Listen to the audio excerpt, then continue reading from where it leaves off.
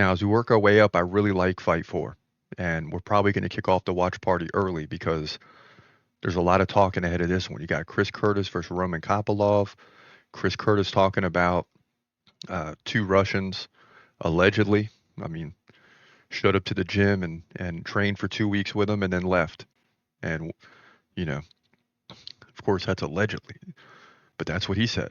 And then he recanted it later.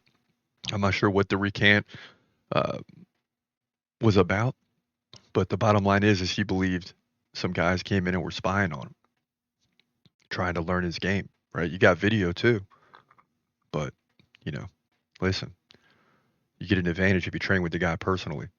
So let's get into this one. Chris Curtis versus Roman Kopylov, high level fight here in Fight 4. Here we go.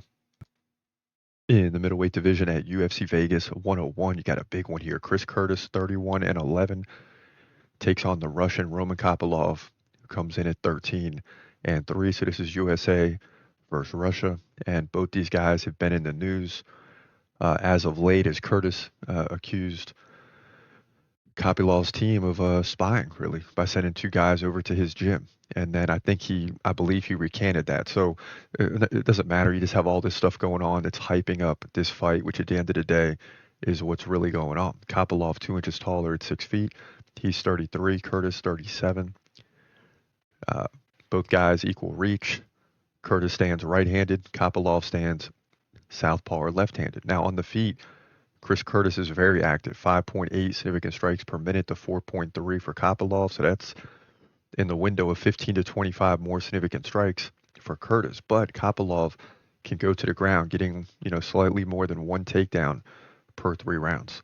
Curtis, though, 82% takedown defense. Lost to Brendan Allen by split decision. Right? Gave up 6 takedowns, but still led 124 to 112 on the feet. Beat Marc-Andre Barrial by split. 140 to 122 in significant strikes. So you see he's very capable on the feet. Had a no contest against Amavov, lost to Gastelum. In that fight, Gastelum outpaced him, and he beat Joaquin Buckley by KO. So that's what put him on the map, really. And struggled a little bit since then, only getting one win in like 4 or 5 fights. But still very capable. Kopylov, very good as well, 87% takedown defense. Beat Cesar Almeida, who's also on this card by split decision. Lost to Anthony Hernandez by submission, but beat Josh Fremd, Claudio Ribeiro, Punahele Soriano, and Alessio Di Chirico. So, and all 4 of those prior to the Anthony Hernandez fight came by KO. So he's very capable on the feet. Both guys are very capable of KOs. Roman Kopylov is the favorite here, as he probably should be. But Chris Curtis is no slouch. And I think with all the attention on this fight, I think Chris Curtis is going to bring his A game and get the job done here. He's just too good on the feet. I mean, if Kopylov lands like a submission, he could land a KO too. But if he lands a submission or something, fine. But I just don't see that happening. Kopylov, again, ran off 4 KOs in a row, very capable. But I just think Chris Curtis gets the win here. I'd love to see him get the KO.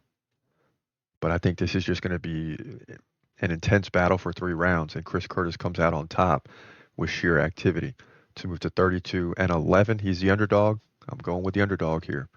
Middleweight division, UFC Vegas 101.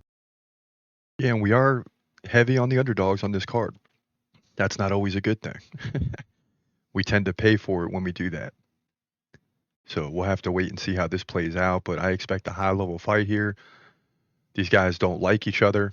Accusations have been leveled, and look for a very good and close fight here. But I'll take Chris Curtis to slightly edge Roman Kopylov. But I'm not, I'm no stranger to how good Roman Kopylov is. So it's not going to be an easy fight.